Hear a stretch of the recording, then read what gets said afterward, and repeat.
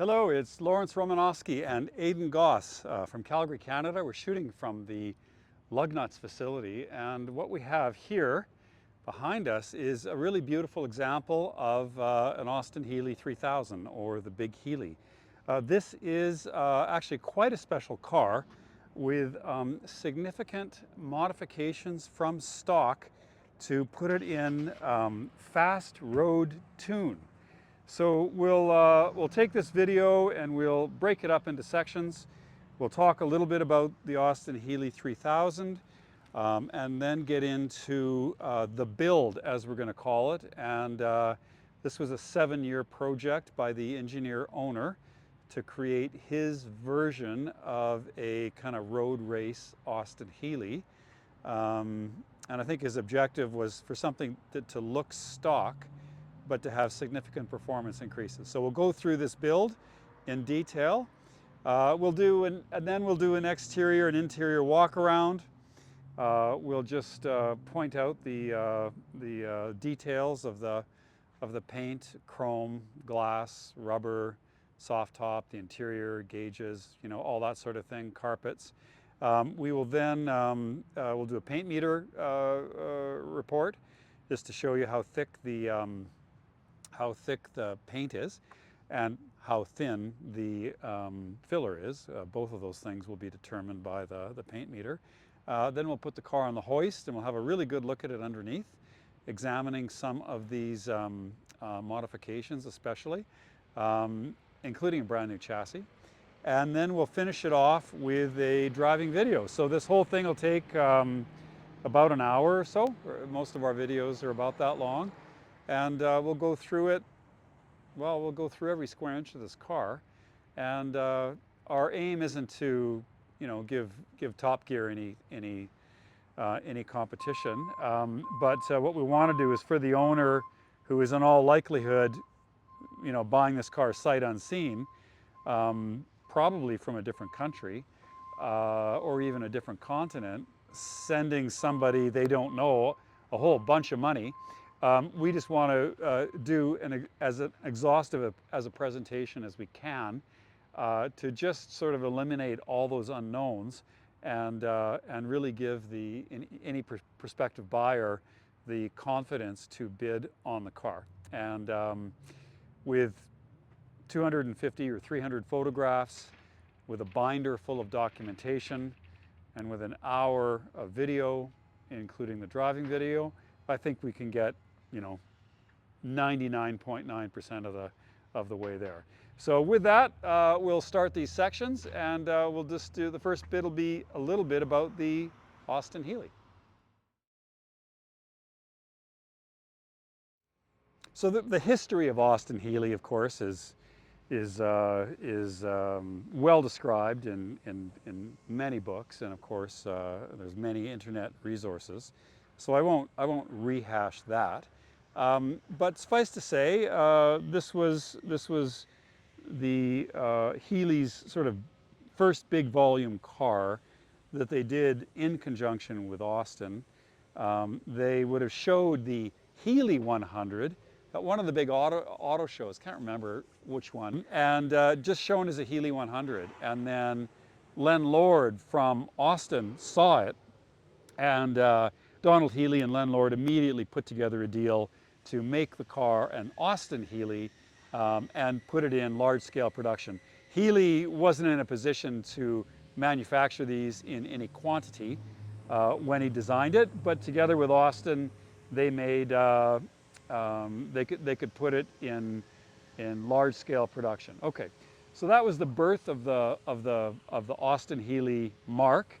And they also did a badge-engineered MG called the Austin Healey Sprite. But okay, so then you had the small Healey, which was the Sprite, and the big Healey, which was the original Jerry Coker design. Okay, so then the car went through several modifications from the 104, the 106, and the 3000 series. And then there was Mark 1, 2, and 3, and the last version was a BJ8. This all took place between, I think, late 1953 and I think the last Healey was 1967. So it started out with a 2.6 liter 4-cylinder engine, 3-speed gearbox with an overdrive in the original 104s, and then it made way to a, I believe it was a 2.6 liter 6-cylinder engine that I think that was 1956, and then 59 or 60, can't remember. Then they came out with a 2.9 liter engine, and then the name changed to Austin Healey 3000. There was Mark 1, 2, and 3s. The Mark 1s had side curtains. The Mark 2s, like this one, had the roll-up windows. The last Healeys had a substantially revised chassis, which gave the car considerably more ground clearance, and it is a pretty low car, but changed the look of it quite considerably. And the interior was changed. They added wood, and kind of in an effort to make it upmarket. So when you're looking at a big Healey, you can decide if you want a 4-cylinder or a 6-cylinder, and then basically it was slowly evolved to try to make the car a little bit more practical and a little bit more usable, a little bit more comfortable, but at the expense of the original design and the original stance of the car and the original look of the car, okay? So the Healey Mark II, I think, is noteworthy because it has the kind of original body style, the original stance, and the original ride height, which I think is really important. Yet it does have many creature comforts, especially the roll-up windows. And if you've ever had to use the side curtains, you know, they're a giant pain.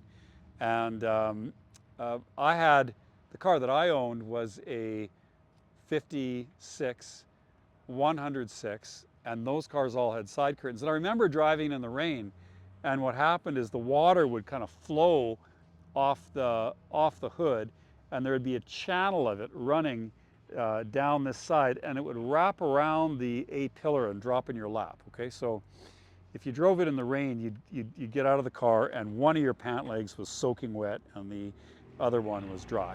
So the Healey Mark II, you know, might be, you know, many people's preference for having the, you know, the more powerful engine of the 3000, the disc brakes that came with the 3000, 106 and 104s had drum brakes, and then the interior refinements, including the roll-up windows instead of the side screens. Okay, so that's kind of where this 1963 Austin Healey Mark II fits into the line of Healeys from 54 all the way up to 67.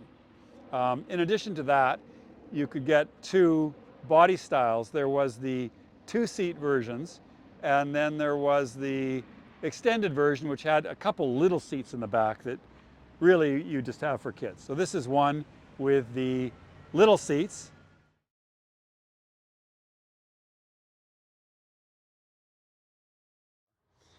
We don't know too much about the history prior to about 2017, when it was bought by the current owner. He bought the car for $27,000, and I think it looked all right. So he basically bought the car, drove it home, and he's an engineer, and when he looked at the car a little bit more carefully, he wasn't really happy with it, and decided to embark on a restoration. And he and his son dismantled the car completely, and then started the restoration. When he looked at the chassis a little bit closer, he realized that it was pretty rotten, and he was just better off starting with a brand new chassis, okay? And so this came from Killmartin, which was a company in Australia, I believe, and we have the link for that we can show you. So the whole car then was the foundation of the car was a brand new chassis. And then for the build, you had to decide in what direction, as you do when you start a ground up restoration, you know, what exactly are you trying to achieve? What are you going to use the car for? What's the overall objective of the build? And for this guy, he wanted to do a car that looked stock, that looked understated, but was tuned for fast road use. And so fast road, I think when we're talking about old British cars, you know, means something in between stock and a full-out race car. Something that you can drive on the road, that's comfortable enough to drive on the road, but that has basically racing type modifications throughout. So the basic ingredients of this Healey to restore it from stock into fast road tune include everything from the engine to the gearbox, to the suspension, brakes, fuel system, the electrics. Virtually every part of this car, at least on the drivetrain, was changed or modified from stock. And we've got the big restoration binder and invoices and email threads and so on, going through this entire process. Keep in mind, the guy who did it was an engineer, and he handled much of the, or all of the disassembly and much of the assembly himself with the help of his son over a 7-year period, but then farmed out the various pieces, basically contracted you know, the specialists to provide the pieces. So everything is completely rebuilt. It's every nut and bolt is new. I didn't really see much evidence of any even replated bolts. You know, we have got long invoices from Moss Motors with every washer and nut and so forth, right? So he basically bought everything new for the car. Okay, so it's the original engine to the car. It's so we can come in. A 2.9 liter block, all been rebuilt. The head isn't. The head is a new aluminum head. And this is from a company that really specializes in vintage race cars, SS100 Jaguars and so on. So the aluminum head's a big improvement. I mean, it saves probably 50 or 60 pounds at least off the front end of the car. And it is a very popular modification for any of the people that vintage race Austin Healeys. And the owner was in touch with you know, many of the Healey vintage race specialists and so forth, and went through, you know, I would say a fairly exhaustive process of not only choosing the alloy cylinder head, but the exact specifications of the machine work and so forth. The head runs 11:1 compression ratio, and I think that's up from like 8:1 or something like that from the from stock. The stock engine in this car would have been around 130 horsepower, and this one was dynoed on the bench at 180. The engine could be tuned for a lot more. You know, you could put triple Webers on it and so on, but the owner felt that this kind of mid state of tune, giving a substantial increase over, maybe 20-25% over stock, yet still not being overly peaky and retaining its reliability was the way to go on that. And so all the details for this, precise details, are in the restoration binder. So the head was changed to aluminum. It was machined specifically to accept the inlet manifold, and these are HD8 SUs. So that's what the Healey 3000 Mark III BJ8, the final edition of the Healey line, and it had 150 horsepower gross.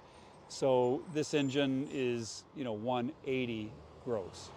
Now we're measuring the engine today against the published figures back in the day. So the difference is probably a little bit more than that. But anyway, this car would have had 1 3/4 inch, and now it's up to 2K, and that with the alloy head, with it being ported and polished, and again matched with the intake manifold and the SUs, or what gives us the power. It's got 2 pancake air filters on it. Okay, so that's basically the engine. It was changed from positive earth and a generator to negative earth and an alternator.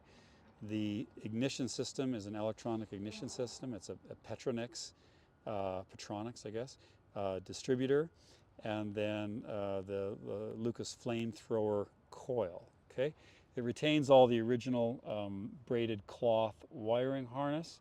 The fuse box and so on has been upgraded. Everything's shrink wrapped, and really presented well.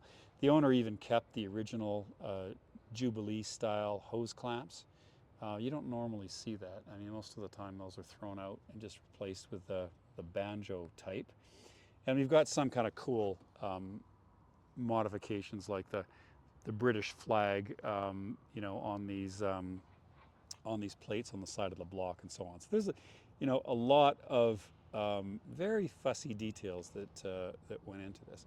Okay, so that's the engine, and then the gearbox. Well, the gearbox was just taken out of the car and replaced with a Toyota 5-speed from a 1985 Toyota Supra, which was fully rebuilt locally, and there was an adapter kit that came on the market. So the owner bought the Toyota Supra 5-speed gearbox. So we've got 2, really significant increases in overall performance.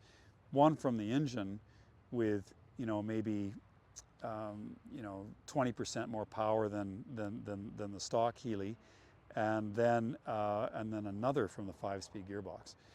So the car would have come standard with a 4-speed with overdrive, but the modern gearbox, transforms the car as well, in addition to the more powerful engine. So that's, putting a modern 5-speed in everything from, E-types to early Aston Martins and so on is a very popular upgrade. And when you see these really, really high-end kind of resto-modded British cars from, Eagle or for Jaguar, or if you go to, like I remember visiting Kevin Kay, who's an Aston Martin specialist in Redding, California, and he just said, oh yeah, just throw out the original David Brown box and put a 5-speed in it, it just transforms the car. So it's a very popular modification for these cars.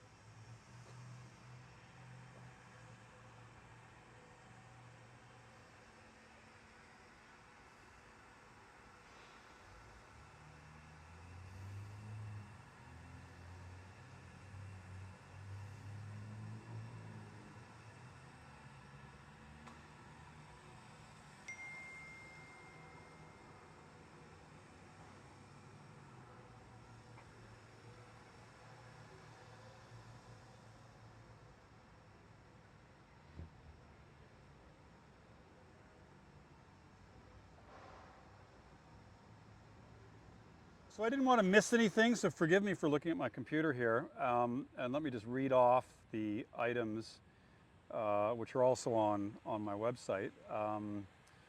So we've got a BJ7 chassis, number 25089. There's, I think, there's 28 miles on the odometer.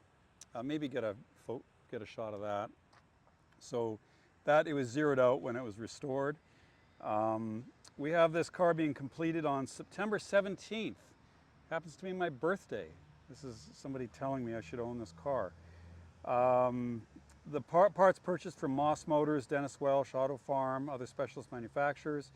Killmartin Chassis, Robbins canvas soft top. Actually, it's not canvas, is it? It's I'm not sure. It's the OEM material, which is vinyl. for this car. Alloy cylinder head is called or I have it called here, a Voorcomp competition aluminum cylinder head with an 11:1 compression ratio. I didn't mention that it has an alloy flywheel, and it also has an alloy adapter plate, which separates the engine and gearbox in this car. So there's some weight saving there. We have performance stainless steel exhaust. We'll see that when we lift the car up. And we also have nylon bushings throughout the suspension. I don't think I mentioned that either. And then we can move on to the wheels. Now these cars would have come with 48 spoke wheels. These are 72 spoke wheels. Healey's did have disc brakes in the front. That was the big change from the 106. But the owner here went a bit further, trading out the 48 spoke wheels to the 72 spoke wheels, noticing that he kept them painted. I mean, most people would have opted for the chrome plated wire wheels, but they never actually came new like that. So this is an improvement. Obviously the wheel's stronger, yet it still looks stock and has the correct painted finish. The Healey BJ7 brake rotors were thicker. They were 1/2-inch discs, and they were thicker than the ones that originally came on this car. So this one has a front brake upgrade of the rotors, which are from a BJ7, and it also has twin piston calipers from a company called Freeway. And so those together offer a fairly pronounced increase in braking performance. The tires are the speed rated Vredestein Sprint Classics, and those are common on many British cars that are restored today. It's actually pretty hard to get, speed rated 70 profile tires. Just about any 70 profile tire made today, like a 15-inch 70, is for a trailer or is some sort of off-road tire. So you need to get the correct speed rated tires, and there are not very many options, and they're all expensive. Okay, so that's what it's got for brakes. In the rear, it retains the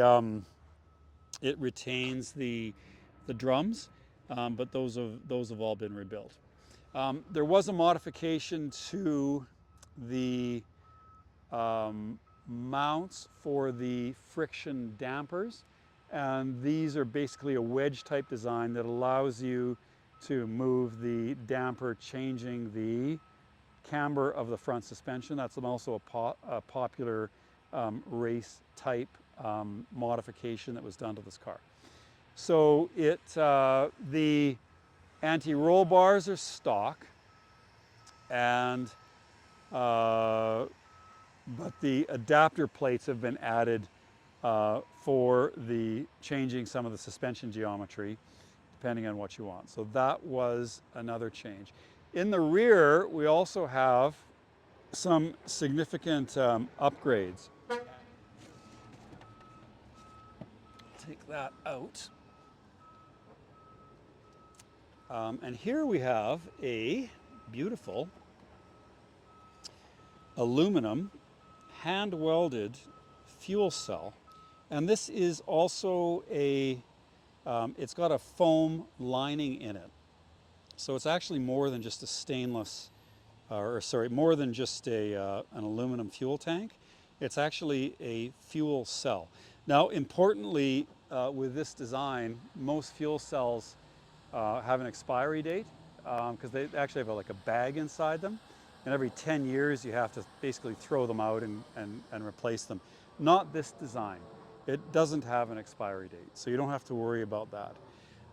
Anyway, and then we've got the the Hardura carpeting neatly integrated, and there was some compatibility issues between the fuel sender and the fuel gauge, and I think the resistance was different, and it was hard to get, or impossible to get, a correct reading on the fuel gauge with the fuel senders that matched this tank.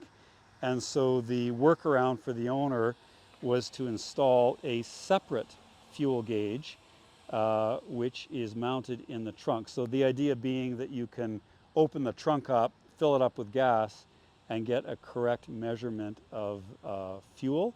He did say that VDO may come up with a sender running on, I think it's the resistance, the ohms, that would be appropriate for this vintage of car. And if they come out with that, then we can delete that auxiliary fuel gauge. But for now, this is a workaround so that we can get the benefits of and safety of a leak-proof fuel cell with an accurate fuel gauge reading. Okay, so that is, I think, an important and useful modification. Okay, and then we even see like the Jubilee clamps, you know, even in areas where you just wouldn't expect to see it. So that's just one thing I love about this car, is that on a lot of restorations, you know, they look good and they present well, but when you get into them further and further, sometimes they reveal flaws and shortcuts and compromises and so on. And this car is kind of the opposite. It's like the closer you get and the closer you look at it, the more it kind of delights you with the care and attention the owner took to kind of sweat all of the fine details on the car. We can see battery in the back here, nicely tied down, and then we've got a battery cutoff that makes sense too.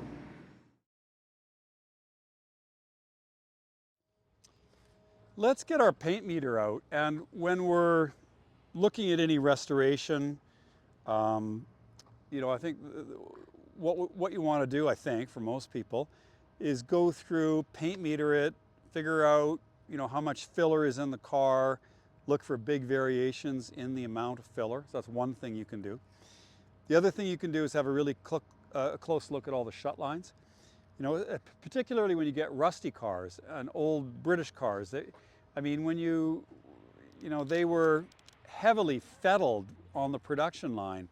And so when, you know, after whatever 30 or 40, 50 years, if they are taken apart and panels are replaced and, you know, new floors and sills and doors and fenders are let in, etc., they don't always fit very well, and it's really hard to get the existing panel gaps. I remember the Healey I had was a little bit rusty, and the owner helpfully gave me a set of reproduction fenders for it. Well, they were a ½ inch longer than the ones that were on the car.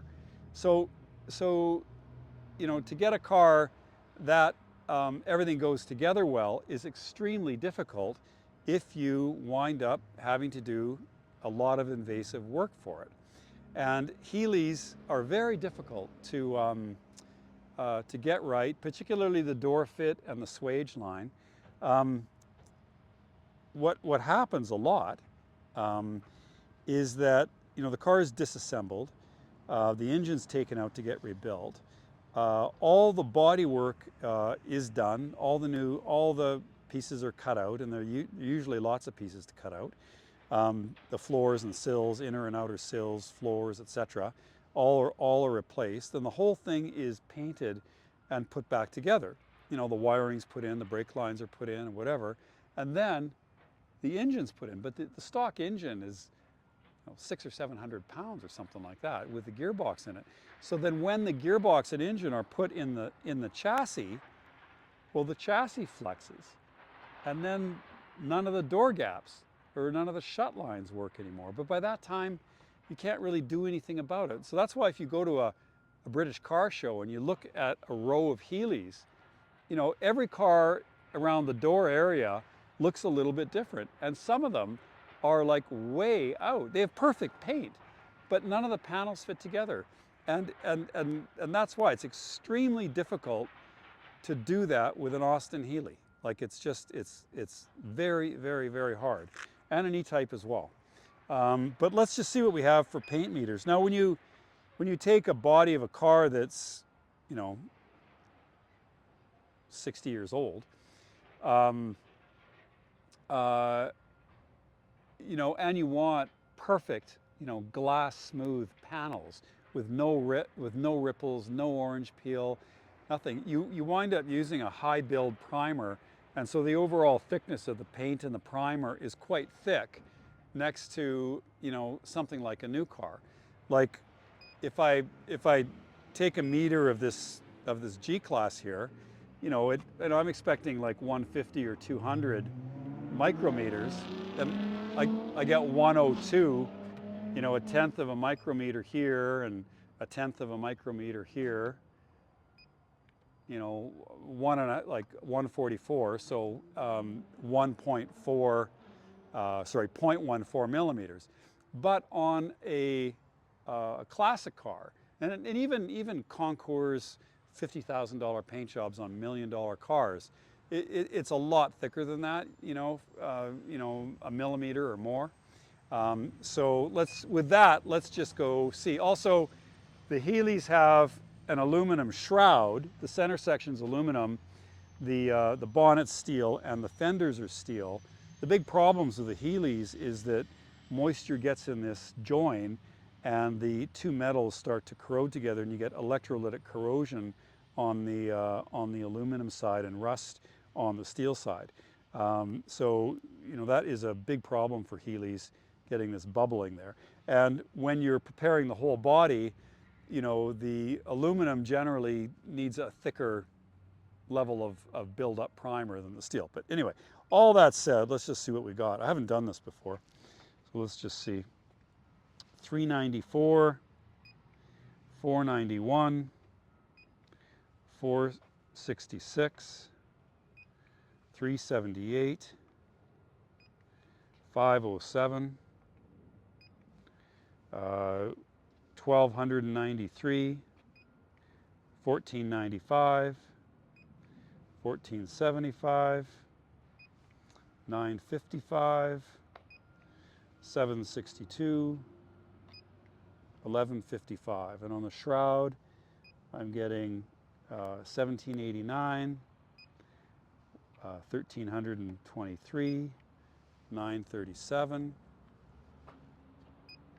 903, 662, 618, 581, 894. Now the one place where you really expect to find a lot of filler on these cars is in the front. This area is easily damaged. 643, 491, 493, 675. Well, that's a lot less than I'm expecting, actually. 838,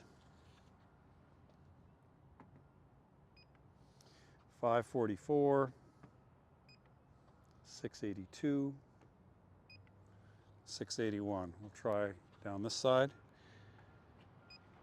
391, 496, 424, 755, 778, 1046, 1220, 800. Now let's go to the lower bits. And again, these lower bits are really susceptible to corrosion. So, you know, a lot of cars with a lot of filler in these areas. This one doesn't. 840, 473, 1906, 740. Let's go up here. This is called a dog leg, another area. You know, 1200s, 900, 1400, 513, 449, 558, 1215, 1960, 1149, 553. We'll try it on this side.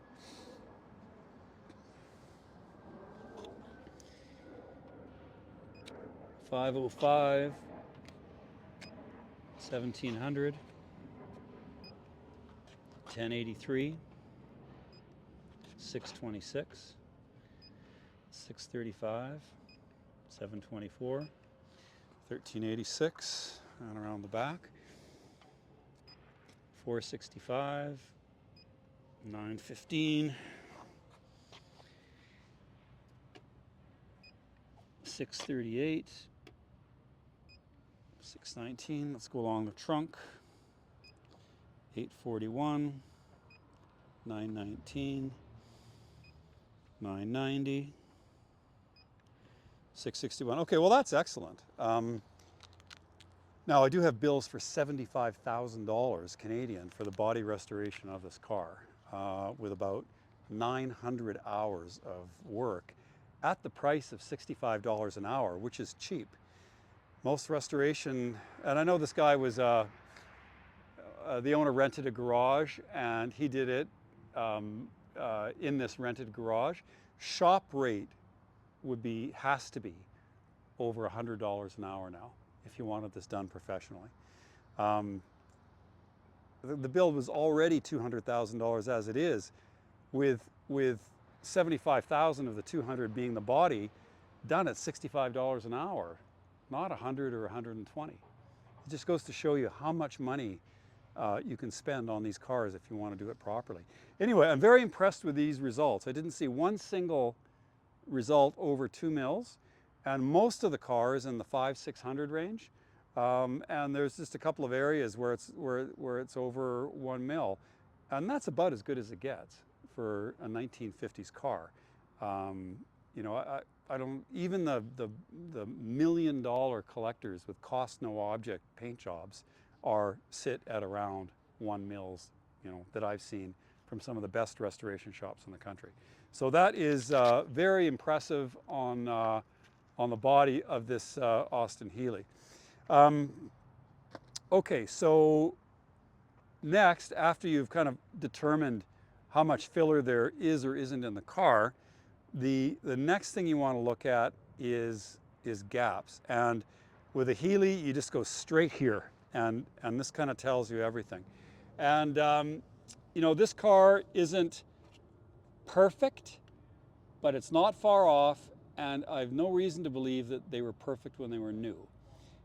So what we're looking for is, you know, this is a swage line, and we're looking for a continuity of these lines as they go. And you can see it's off, you know, a tiny bit, maybe 1/16 of an inch. Now the other thing you're looking for is the door, and does it sit flush, particularly around the bottom end. And we have it out proud, you know, again, a little bit over here, but it's flush all the way around, okay?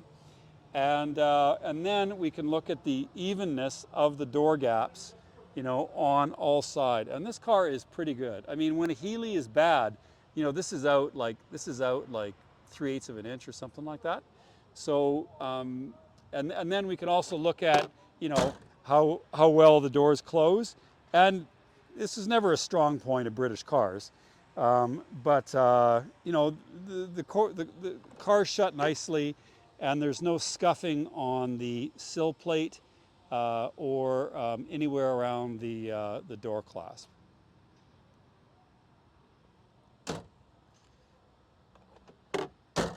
I mean, it needs a little bit of a firm shut, but I mean, that's just the way these cars are.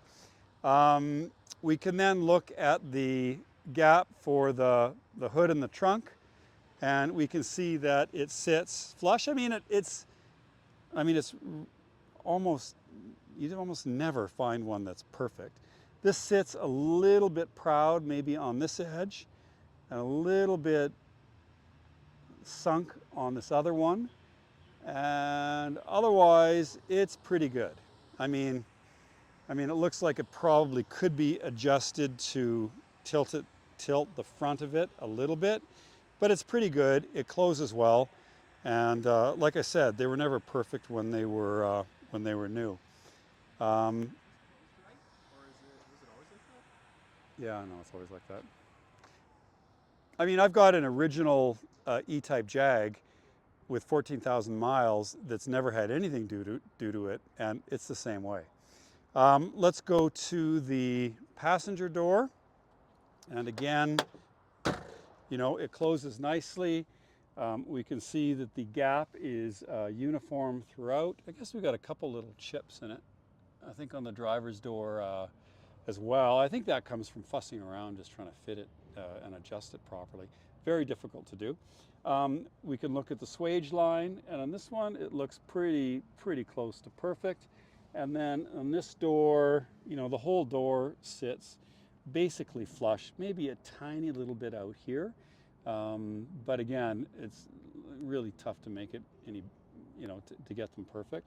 This one I would say for a Healey is excellent.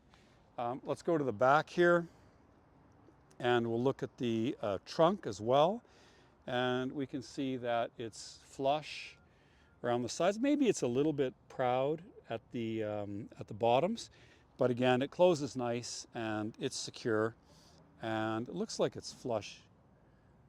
Well, it looks like it could be adjusted downward a little bit, but it's pretty close. Okay, so the you know, the panel fit for a Healey, you know, I would say is excellent, but that isn't perfect. And I said that is extremely difficult. And when I look at the paint, one thing that I don't see is prep marks or sanding marks. And this can happen if the job is done too quickly, or there's a lot of filler and the paint goes on before the solvents in the filler have evaporated.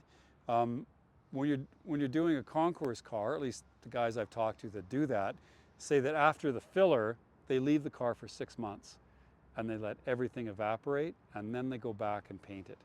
But of course, that's not practical for most people. But I don't see any prep marks. I don't see any sanding marks. I don't see any orange peel at all. I see a little bit of a crack here. Again, this is probably from, you know, closing the door and trying to make that fit. So zero in on that. Like, get right in there. Like right close to that. I mean, it's hardly noticeable, but let's just call everything here. Okay. I noticed we did have, let's just get a close up of that. Again, these chips. Again, I'm sure that's, and that can be touched up. I'm sure that's from just handling the door and trying to make everything fit right. And I know we have a couple on the other side as well. So let's just disclose those.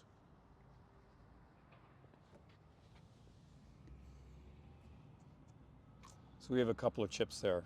Now these can be touched up easily, and you basically never see it. We see, you know, these masking lines. You know, if you want to get in there and just shoot that, you know, it's not. I mean, you can see the edge of the masking.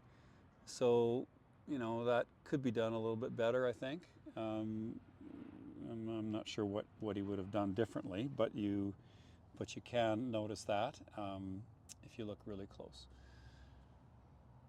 The rest of the paint looks pretty good. I mean, I wouldn't say it's concours. You know, I wouldn't say that, but it's not. But it's excellent. It's just kind of one step below, you know, like Pebble Beach quality concours work, but not bad.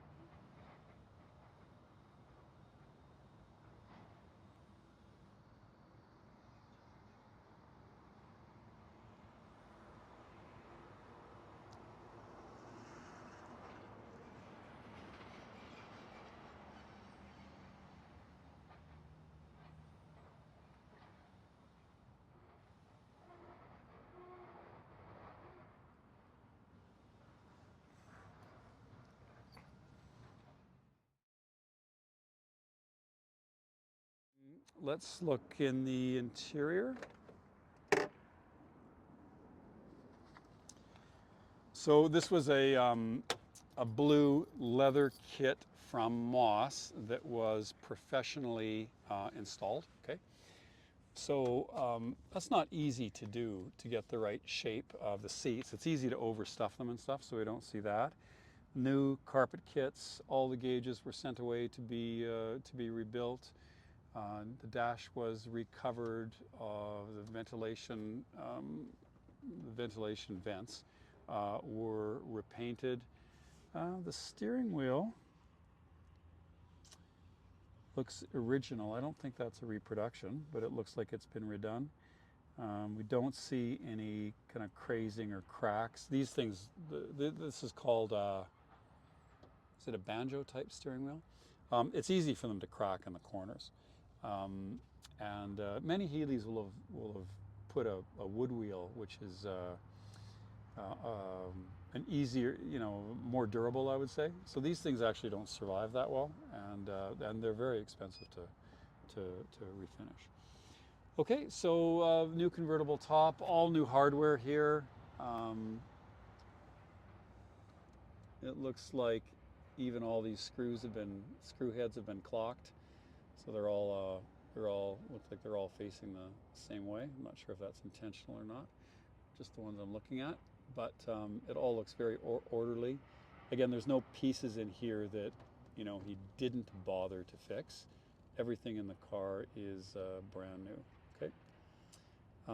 The Toyota gearbox does not alter the transmission tunnel in any way that I can see, and that all looks stock, as does the shifter. All the sill plates are new. Well, everything's new. I would say the interior again is impossible to reasonably fault.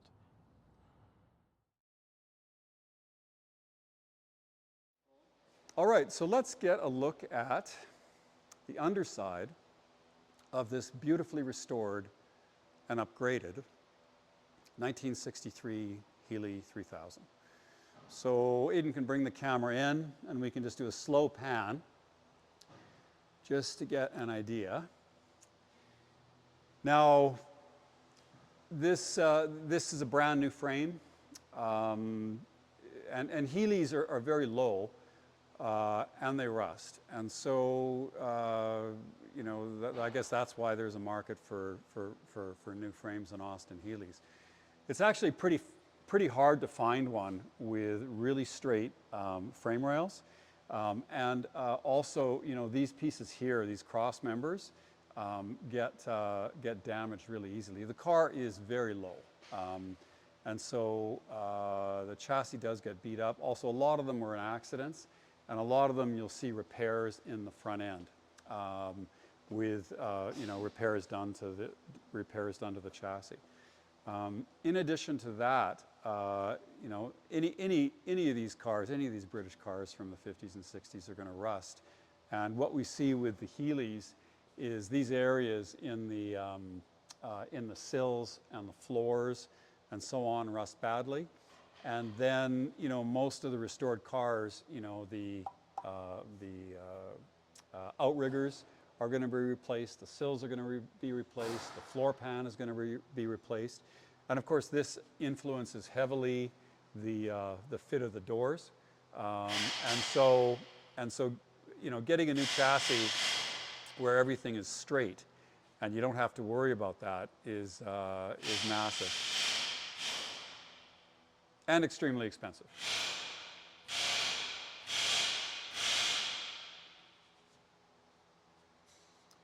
So, this really was a cost no object build. I mean, there just weren't any corners taken, and the car really does have the best of everything.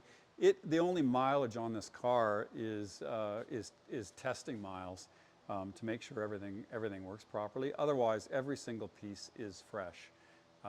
And if we get underneath again, we'll just look at some close-ups. The disc brakes are new. They are a Fosway, which is a brand that actually I'd never heard of before. But for people in the know, it is the high-end disc braking system for the car. It wears the Vredestein speed-rated classic tires, which are, usually the go-to tire for cars, 50s and 60s cars. We can see some details here of just the way everything is done. The owner was an engineer, and really, this was a passion project for him. And so we just see the routing of all of the hoses and wires and bending of the brake lines, and everything's just buttoned down, nicely fastened throughout the car, and it's all brand new. And we could just get, again, close-ups of some of these details. Of course, it has the original fabric covered cloth wiring harness, which would have been correct in the vintage. We do have a brand new stainless steel exhaust, which looks gorgeous. We can see we've got some heat shielding here above the exhaust. Heelys are known for a few things. One of them is that they have absolutely no ground clearance whatsoever, and the second thing is that it gets very hot in the passenger footwell. So we've got Dyno'd on the other side of the floor, and we've got this heat shield here, which will be appreciated. And we can see some of the other heat shielding on this side here. Yeah. And again, all beautifully installed, beautifully cut and trimmed, all the correct type fasteners and so on.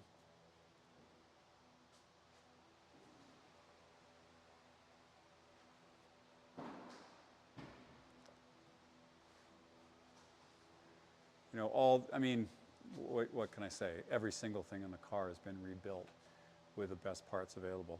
Gearbox is a Toyota 5-speed, and so that is a welcome addition. I mean, the gearboxes in the British cars in the 50s weren't that good, and so just changing the gearbox alone can completely,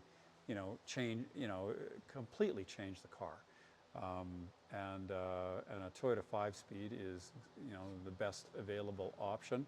And then as well, the car has an aluminum head instead of the cast iron one in the original. So there's probably 100 pounds plus of weight out of the engine, and the engine's been modified and tuned, so it's producing 180 horsepower or something like that. And then it's a lighter car, and then with a 5-speed gearbox. So this Healey is going to drive, it's going to have considerably more performance than stock, and it's going to be easier to drive faster.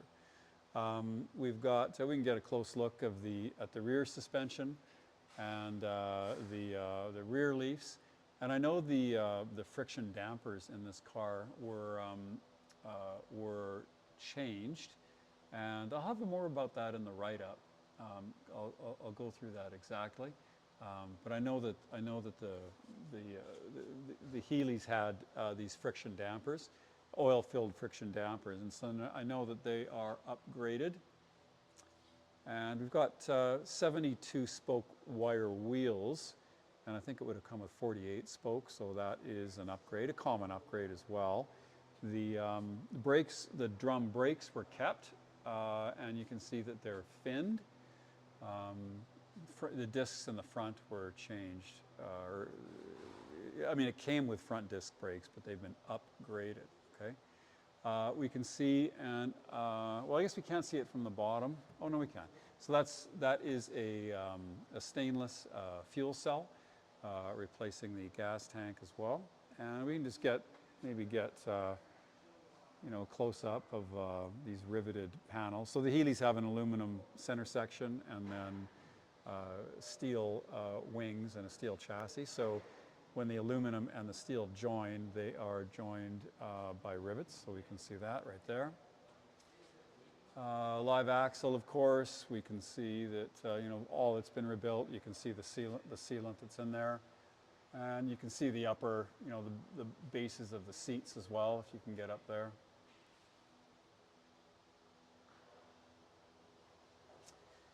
I mean, it's a top quality restoration, as good as anything out there from anybody, I think.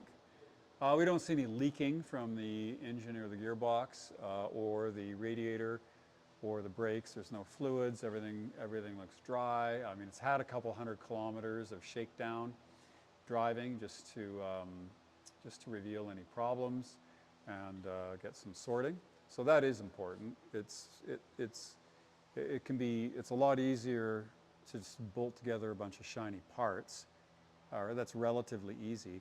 But you can't stop there because you've got to make the car work properly, and that can often take a lot more time than you think to go through that process of tuning and then adjust all the hundreds of things that need attention, retorque all the bolts, etc., and make sure that it drives properly. So the owner was careful to put all those kilometers on the car and iron out. And actually, there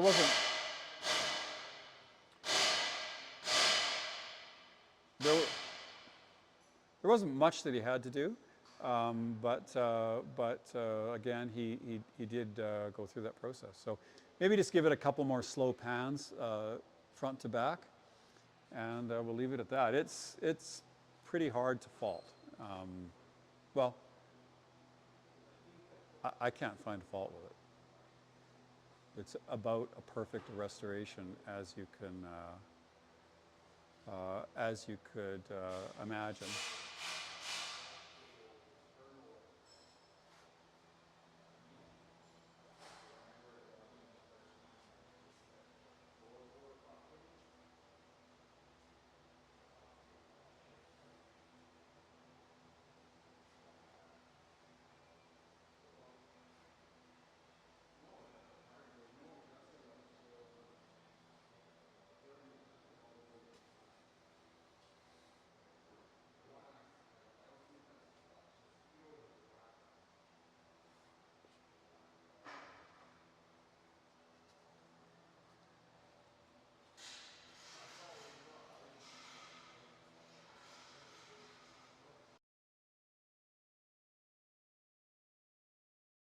And then the other thing I wanted to just show you quickly here is this is the main restoration binder.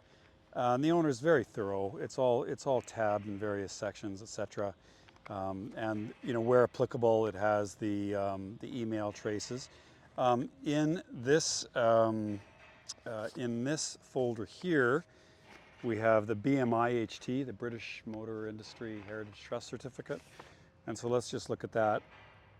BJ7L 25089, and it's a North America, Canadian export, Healey blue with ivy coves, which it still has, blue trim and blue hood, which it still has. And it's got the gearbox number, rear axle number. Gearbox has been swapped out. We have the original rear axle. Options were wire wheels, heater, adjustable steering column, blue tonneau cover, road speed tires, laminated windscreen, miles per hour speedometer, and overdrive. And but we have the original engine and rear axle, but of course the gearbox and overdrive has been changed out. So we've got everything from summaries of expenses to the individual invoices for all the work. But also a lot of information as to how the owner arrived at all the decisions to, have all these components sort of work together and his overall objective. So there's a lot of thought that went into this. He didn't just buy a bunch of shiny parts and bolt it together. There's an awful lot of research that went into this car. The owner might have 2,000 hours into this, and about 200,000 Canadian dollars as well. This is not an inexpensive build. So that is, to the best of my ability, describing what this car is. And next we can just give it a really close look. I mean, it's concours, but we'll give it a really close look, interior, exterior, etc. And okay, then we'll put it on the hoist and then we'll take it for a drive. Okay, so we got the Healey outside. I pushed it, and we can do a cold start video. Aidan will go around the back and we'll see what comes out of the tailpipe when it's full rich. And we'll put the microphone next to the engine and listen for any valve train or ancillary noises. We'll have a look at the gauges, and then we'll go take this Healey out for a drive. So let's go around the back of the car. And I'll put this microphone somewhere where you can hear it. Hear the exhaust. It's a good place.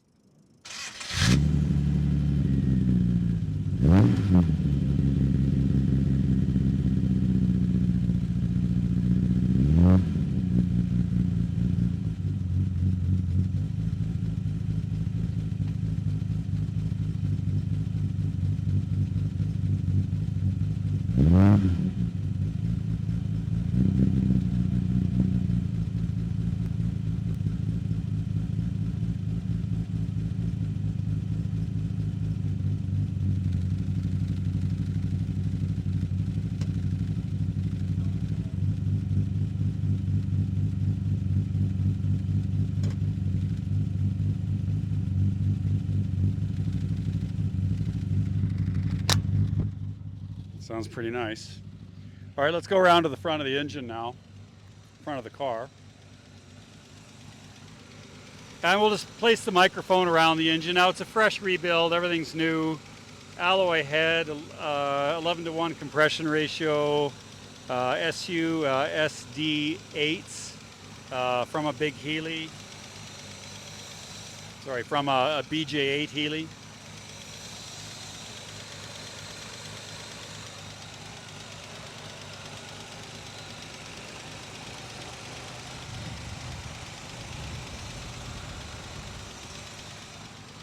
And it runs beautiful. I'll try to take the choke off now.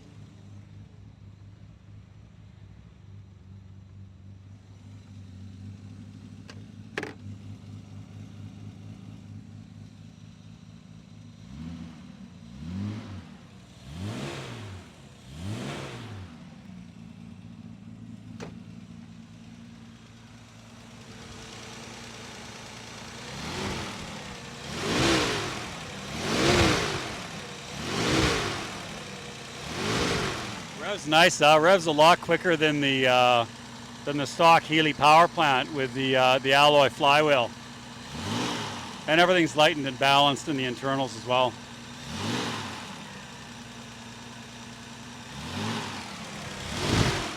Very lovely. All right, so we've got oil pressure of 50 psi. We've got water temperature, which is now up to about 140 or so on. We've got an idle of about 1200 RPM. 5-speed Toyota gearbox. So let's see what this is about. Well, the clutch is very nice, that's for sure. Very tractable. Very easy to get off the line.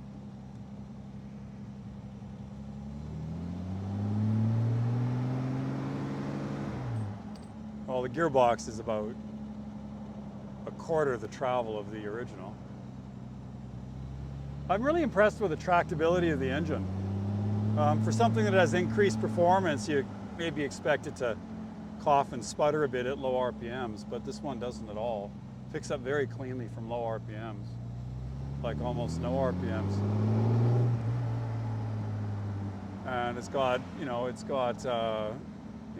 lots of low-end torque, as you'd expect from a 3-liter Healey engine. It's a fresh engine, so I don't really want to push it too much.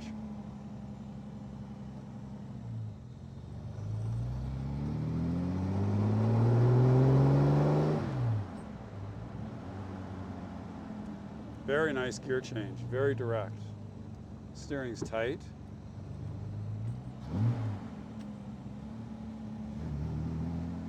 Take a while to get used to the car. I haven't driven a big Healey for a while, but the memories are flooding back.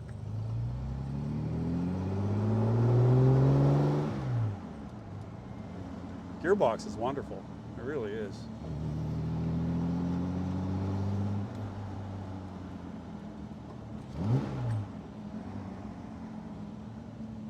lovely action. It's a freshly rebuilt engine, or freshly rebuilt gearbox too. Okay, so this is around the block. I just wanted to get a little bit comfortable with it.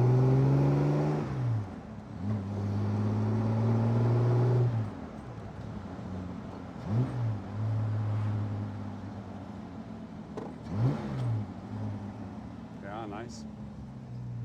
All right. So we've driven it around the block a few times. We have 30 psi of oil pressure, temperatures at 180 degrees Fahrenheit, and our idle is settled to about 800 RPM. And so let's just take it on a bit of a longer drive now. So tractability when it's hot is also excellent. I was very impressed with its cold, the way the throttle picked up when it was cold. Healeys do get hot. There isn't a lot of clearance between the exhaust manifold, exhaust pipe, and the driver's footwell. So this car does have an extra heat shield, and underneath the carpet is dyno'd. So I'm not actually feeling the heat in the footwell. This guy's letting me through. We got to get out of this industrial area where all these trucks are.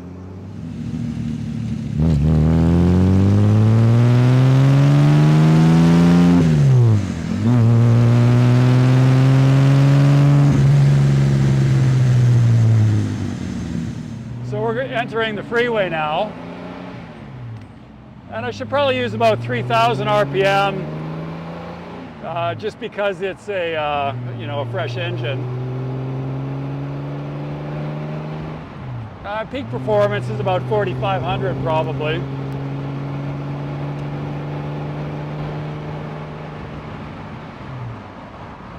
Keep forgetting it's a 5-speed. So this is about 80 kilometers an hour.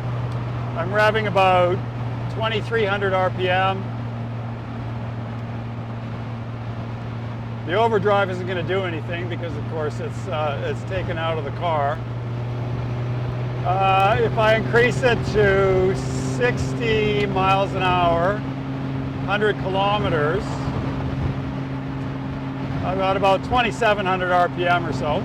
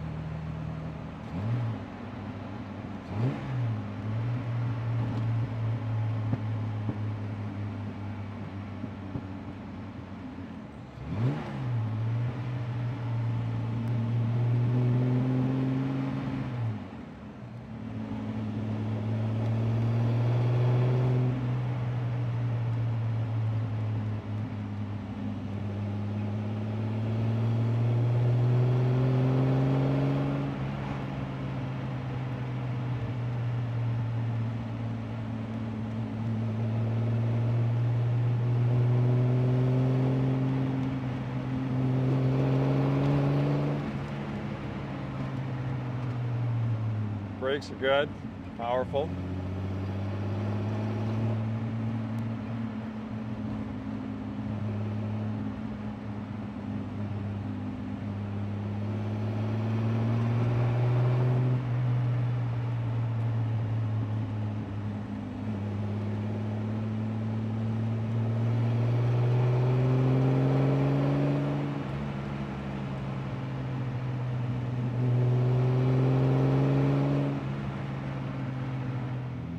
Really tractable. I'll put it just as an exercise. I'm in third gear. I'll put it all the way down to 1,000 RPM and then I'll accelerate. A little bit of rattle till about 1,200.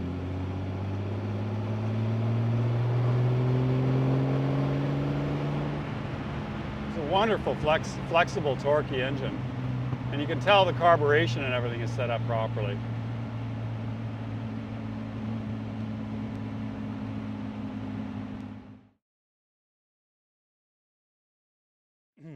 So this is as good a place as any to do a summary on this car.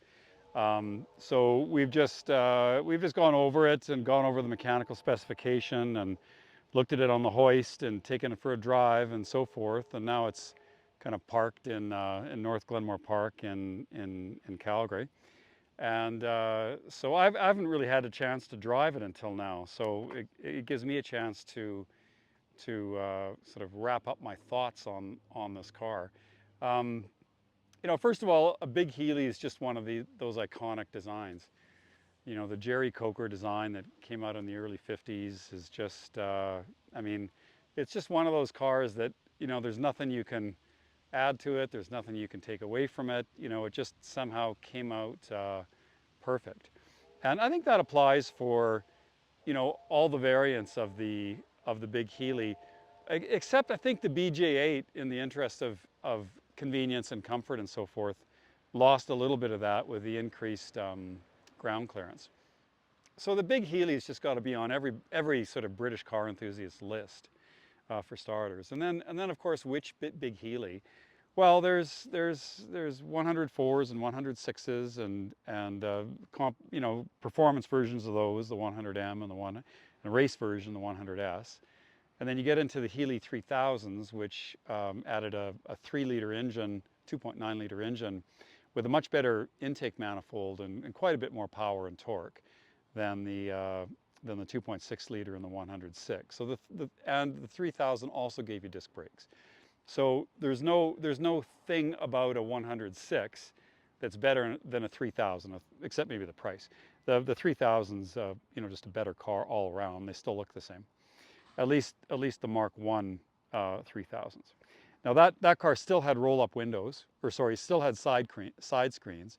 And so for the Mark II, you got basically the same car, just with roll-up windows. And then you got kind of a higher state of tune, and there were some multiple carb versions. There was a twin carb and a 3-carb version. But the Mark II is the Heeley that gives you the original the original look, the original stance, the original ground clearance, but with roll-up windows. So those are the reasons to get, I think, a Mark II.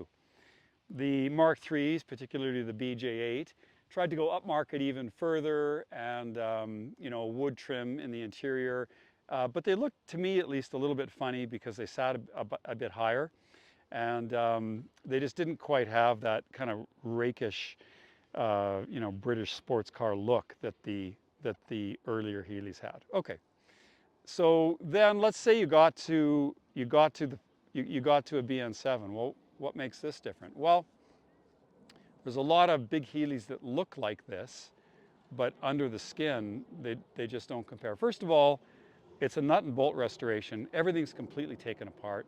The guy who built it even bought all the nuts and bolts from Moss Motors. So there's not even any reused fasteners that I can see. Like, everything in this car is brand new. There's no piece in this car that isn't new or that has been rebuilt in the driveline, electrics, anywhere. So it's an entirely, basically like a ground up nut and bolt restoration. That today in Canada isn't under $200,000, not including the car. Okay, so that is a very expensive undertaking, just to do the stock version. But you know, you know, there are a lot of companies right now that are taking, you know, iconic British cars, E-types and Land Rovers and you know, Jag sedans and so on, and outfitting them with modern mechanicals. Like, some of them are change the car completely, make them an EV or put in, you know, American engines or whatever. But other companies will take you know, Jaguars and use modern Jaguar parts. So it's still a Jaguar, but it's just more Jaguar. Okay, so that's kind of what this car is. It took the stock mechanicals, and it still looks identical. You still look at this car, it looks stock. If you open the engine bay, it looks stock. If you look in the interior, it looks stock.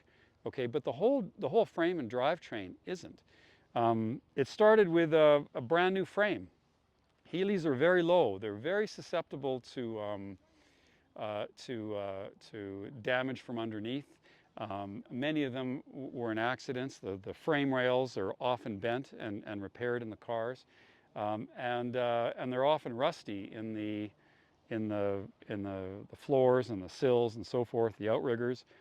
And you know, the Healeys have never, until relatively recently, they've never been really worth big dollars, and so they haven't been treated to, you know, real professional restorations, which means that, you know, you could get a Healey with shiny paint and you have no idea what's underneath it, no idea how much filler is in there, and no idea how the chassis might be compromised by accident, damage, or rust. So it starts off with a brand new chassis, and then it adds a 900-hour body restoration with no excess filler in it, and you can go back to the paint meter readings and see that. So we have a car that doesn't have any corrosion in it, and that doesn't have any filler in it, and that has a brand new chassis. And then probably the most special thing about this car is the drivetrain. It's the aluminum cylinder head, which saves, well, at least 50 pounds, if not closer to 100 pounds off the front end of the car. And then it's tuned using the later Healey BJ8 carbs, the SD8s. It's dynoed on the bench at 180 horsepower, and with a light and flywheel, light and adapter plate. Everywhere the weight could be saved without really compromising the look of the car. It was done. It has an aluminum and alloy fuel cell, foam-filled alloy fuel cell in it, and then possibly the biggest difference is the retrofit of the 1985 Toyota Supra gearbox in it, which was freshly rebuilt. Combination of the newly rebuilt engine that was machined to take the larger carbs with the alloy head and the light and flywheel and the Toyota 5-speed gearbox really, really transforms the car. It revs a lot quicker than the Healey 3000 that I had. It's very noticeable, and shifting is just completely different. And so, it's going to rev lower on the highway, even with the 4-speed with overdrive, and it's a lot faster to shift. So every bit about driving this car is just better. It has uprated front disc brakes, and it just feels tight. It starts on the button. It shifts beautifully, brakes straight. And every bit of this car is brand new and looks fantastic. So this is unquestionably one of the best big Healeys that I've ever seen, and it really compares favorably to those that I've seen at like the RM auctions and so on, done by marque specialists. There's very, very little to criticize with the car. The owner was fastidious, and like I mentioned earlier in the video, the closer you look, the better it gets. It just has terrific eye appeal. It drives really nice, and it's just a fantastic machine. And the owner really poured his heart into this. He's got about $180,000, well, no more, closer to 200,000 Canadian dollars in it, and thousands of hours of his time researching everything. How to make a better car, how to make a better Healey, how to make it lighter, how to make it faster, and yet have it retain the stock appearance. It's even got the stock, Jubilee clips or hose clips in the engine bay. So, all in all, I just, thrilled to represent this car. It was finished, the build was finished on my birthday. I really feel like I should own this. Please like and subscribe. With that, Lawrence Romanosky, Nathan Goss from, North Glenmore Park in Calgary right now, having a nice afternoon with this Austin Healey. Please like